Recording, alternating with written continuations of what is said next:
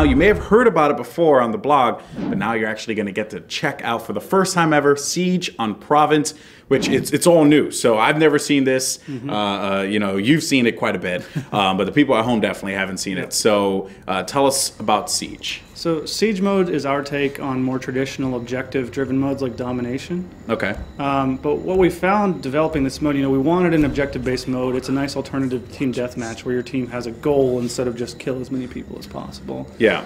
And what we found was, you know, when you play this game, vampires are ridiculously good at moving around the map. So traditional deathmatch just doesn't work because, you know, Sentinel can literally fly between capture Traditional domination, right? Yeah, traditional domination, sorry. And so the focus of this mode is actually human-driven. They have these basically flare cannons that are calling in reinforcements, and you've got to capture them by standing near them, much like a traditional domination mode.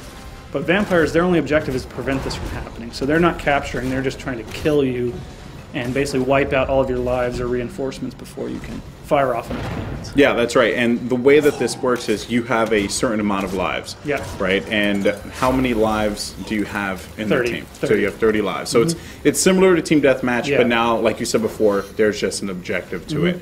So looking at Siege here, again, like you said, the objective for the team, capture it. Yeah. Can the vampires capture A back just to make sure? They can't. So once it's captured, it basically deactivates, and you have to capture. There's always 2 objectives at a time to give you some choice. You know, we don't want to railroad you into one spot and have the vampire just lurking. So we give the human team a little bit of choice, but once you've captured one, you have to get the other. Okay, and there's a certain amount of time that you have before it unlocks, and then you end up having to repeat the cycle all over again. Yeah, so there's 5 to 6 points in each map.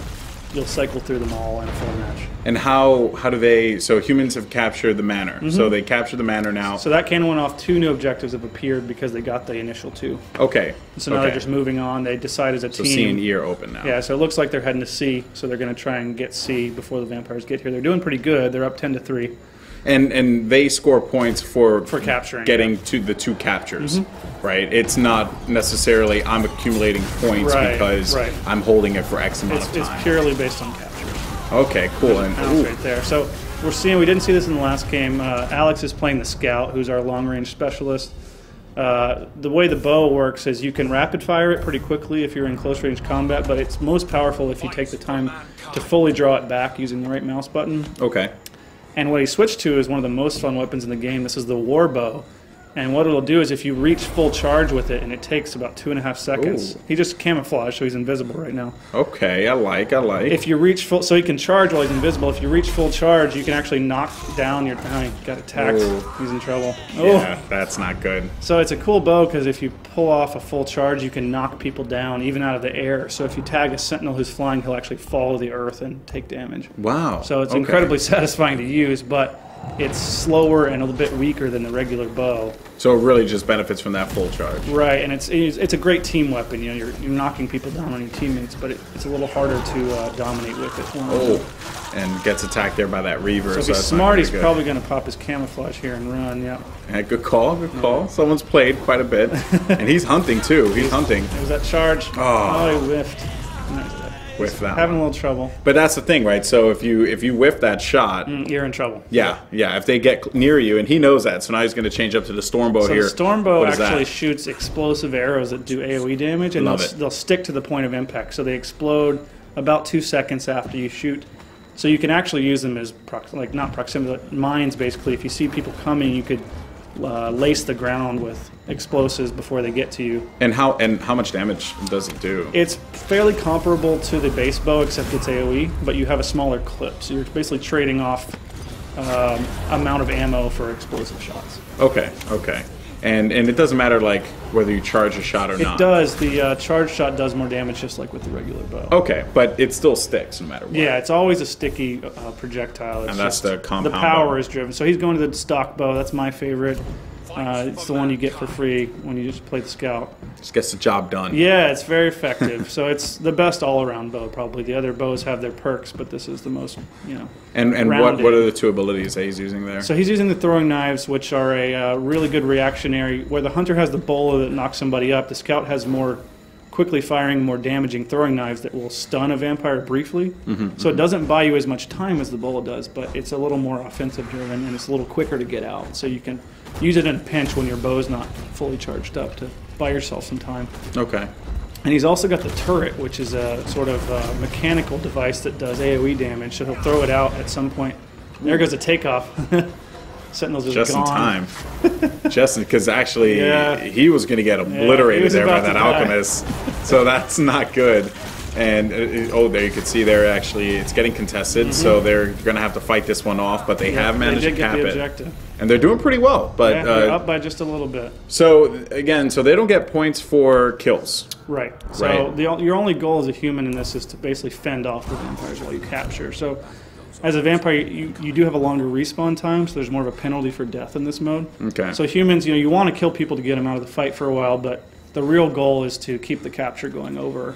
Now, earlier, the best kill death ratio. Earlier when we were talking about like competitive gaming and esports and all that kind of stuff, there is more of a tendency in competitive gaming to see the objective-based game modes. Yeah. Right. Is that something that you personally, just as someone who would see competition, you would see a game type like this being used over, say, team deathmatch?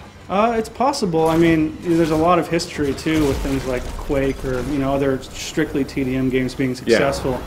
But it definitely introduces an extra layer of strategy that I can see being relevant in esports. It introduces the idea of teams working together for something other than just killing people. So I can see why that would help differentiate a top-tier team from somebody a couple steps down. Okay, for sure. I think, because obviously as that question goes and people are trying to establish like, oh, what will be played, right? And now like you see with like first-person shooter games like Call of Duty or something like that, you don't see team deathmatch. Oh, that was a great shot. Oh man, smacked him right out of the sky. Nice. Oh goodness, that was great. In trouble, huh? Yeah, when a Reaver pounces on you and a Tyrant's right behind you, chances are it's not going to work out very well. So you can see his kill death isn't great. He's 2-6 right now, but his team's winning. So, it's nice to have these modes, especially for players. Right now, we've had a lot of players that say, I love the game, but I don't want to chase a kill death ratio, and this is a great way to avoid that. It's more about this mode really favors things like Alchemist with the healing skill because it's more about sustaining your team and capturing than just murdering as many people as possible. Well, that was actually a great grenade. There goes the takeoff. You can never get away from that takeoff. They're pretty quick. It looks like vampires have actually taken the lead here at the end, but if the humans can get one objective, they'll win. Yeah, and so this is going to be pretty close. Now, the more humans you have on an objective, it goes faster. Exactly. Of course. All right. Oh, in trouble. This isn't good. 28. You got to get this objective. Okay, this is pretty intense. Vampire victory. There you go. So now 25. So it's a 5-point lead here. If they can win by 5 for or Huck's more, team, they will win. Ooh, tension's rising. So 2-7 he went on the other side. Tough, but he had a bunch of assists and his team almost won. Yeah. All right. So now we have. I think he's going to play some Tyrant probably. Oh, yes. I haven't seen that yet. Love the Tyrant. It's probably like one of my favorite classes. And it's using Ground Slam and Enrage. So, no, what does Enrage do? What do those two abilities do there for the Tyrant? Kind of like on the Reaver that we talked about earlier, the Enrage is the offensive option for the F ability for the Tyrant. So it actually powers you more the more damage you take. So it has a base level that it makes you run faster and do more damage. So you can just pop it at full health if you want, but if you're at half, you do significantly more than that. So you get stronger and stronger the lower your health is. So the humans have to be actually pretty scared of an Enraged Tyrant because as they try to kill him, he gets stronger and stronger. Oh, that Ground Slam there. So that was a pretty good combo. The Ground Slam is an AoE stun, and if you can pull off a charge and knock him down first, you can sort of chain them. Yeah, you just got a double kill. So this is a good chance to talk about how our health system works. The vampires do have passive regeneration, but only up to a point. So they can regen minor wounds, basically. So if you get clipped a few times from across the map by a crossbow, it's not a big deal because you'll regenerate that off. But the bulk of the time you need to actually execute a human to heal. So every time you kill a human, they can be basically have the blood drained out of them. And each class has unique execution moves. And it takes some time and can be interrupted, so you have to do it in a safe place, and we allow you to actually pick up and drag bodies away from danger. But the second you get shot, though, you end up dropping that, so that's kind of like the catch-22 there, right? So he's going to execute here. He's just, looks like he's actually saw someone. Oh, Oh, I think he got man. all 4. And he's enraging, so he's going to be really powerful here. Yeah, ended up picking up, I think, 1 you kill. can see he's running a bit faster right now. Wore off though, but he'll probably get this kill too.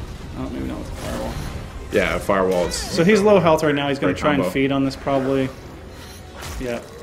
And there's So no you one get gonna half do of your that, life back if you successfully execute someone. and it's an instant regeneration. Like Versus you saw so the passive stuff takes time. You have to basically not take damage for about 10 seconds for it to kick in, but the execution restores you instantly. Okay, very cool, very cool. So a risk as a human is if you see a guy executing, you might run up and try to interrupt it, but if he pulls it off in time, Yeah. you're in trouble. So that, and you might see some advanced players know like when to, engage in a situation versus, just like kind of hanging back. We're like, all right, Yeah. he already gained health, but oh my goodness. This is Hawk just could not do anything there. Tyrant is on a roll. Yeah, he really is. Alex is doing a great job. I have to say, man, I'm looking at this and even I'm getting some tips, so feel pretty good. Man, just dead people everywhere. They did capture. Looks like the humans got 1 objective. I They're think definitely struggling. I think that they're feeling better. That loss was a wake up call for them. Yeah. Alex decided to rally the troops, make some magic happen. Of course. Looks like it. Team Alex is definitely in the lead. Are you Team Alex or Team Huck? That's just what it is. It's Team Jacob. yeah, no. I didn't want to bring up that reference, but then it kind of went in that direction, so I'm a little embarrassed. Okay, so yes, jump attack. Thank you. This is my favorite too. So he's switching to a totally different loadout. So he's got jump, which lets you leap incredibly high in the air, but it takes some skill to aim because you don't have a ton of air control. Okay. So you got to pick your spot, basically decide when to take off and try to land on people. So we'll see how good he can do. Oh, this is gonna be cool. He also switched to ignore pain. So instead of enrage, what this basically does is harden your skin, and you take 80% less damage. So it makes him an incredibly good. That's a pretty good jump. Oh! And now he's probably going to try a shockwave here. So we saw the ground slam last life. The shockwave lets you trade out the radial damage for a much longer range but line targeted stun. Okay. So he basically brings opens up the earth under him and sends like a pillar of knockdown in front of him in a line. So you get a little bit more range on your stun, but you don't hit everybody in the area anymore. Yeah. Well, one thing we've learned here is that Huck's team's not the best with humans. No, apparently not. On the other side there, it took quite an effort for them to be able to win that one. So, look at that This is going jump. to be a short jump. Yeah, he didn't quite do that right. But he had to make a call there because he was getting shot in midair. Here So, comes that shockwave. oh, He got him. Jeez, what a great lineup on that one. And so he's tanking right now. So what I like to do when I play Brute a lot is what he's doing, which is, get your damage absorption up and actually intercept projectiles. So, the humans might not choose to attack you if they see you're invincible, but you can actually block bullets or alchemist bombs with your body. Okay. So, like, if an human alchemist shield, basically. So if an alchemist shoots in front, or a vampire shield. So if an literally. alchemist shoots their projectile, will it explode on Yeah, impact if you're standing right in front? Yeah, and she will actually take some damage from her own bombs. So if you crowd her, you can actually get her to kill herself by shooting bombs.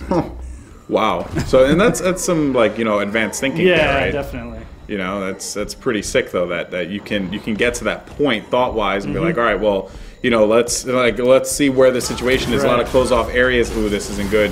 But might actually bust out that the ignore pain and try and make something happen. And he's second now, which isn't going to be good. It's actually at 135.85. Oh, did not get a chance to do it. They have a pretty comfortable margin of victory, but I think he's going to try a little Sentinel gameplay. I like. Little, victory Sentinel since they're about to win. Yeah, we saw a little bit of the Sentinel earlier. Couple sweeps and being able to pick people Looks up. like he's got a different skin on. This is the Hammerhead skin, as we call it. Yeah, I actually saw this one. Very unique design. Yeah, it's pretty cool. And now the humans, of course, have a long road to victory here. Definitely. They get 5 points for every cap, though. Yes, they do. So if they were somehow able to capture 3 points without dying, which is fairly unlikely, now 1 life left, they could theoretically win, but it's not looking too good. Yeah, and the other thing to bear in mind as well, and something I've noticed, is the humans, and there you see it right there. So Seems like Alex's team with a deciding 10-point victory in Siege. Something I noticed was they weren't sticking together. They weren't working well with one another. They seem to struggle with that this game. So that will definitely spell your doom if you don't coordinate very well. Yeah. So you can see Amazing Hawk on the other team. Our all-star was 1-8, so he must have just had an off game. Oh man, well that's actually Siege was fun. That looked great. Yeah. I would say it's a great twist on what you'll commonly see on Deathmatch, and I think it lends itself really well to Nosgoth. So it's pretty cool stuff there. Cool. All right, so when we come back, we're gonna have our third and final game. Should be awesome, of course, and we got a little special surprise as well in just a bit. So you're not gonna want to miss this one. We'll see you guys in just a few.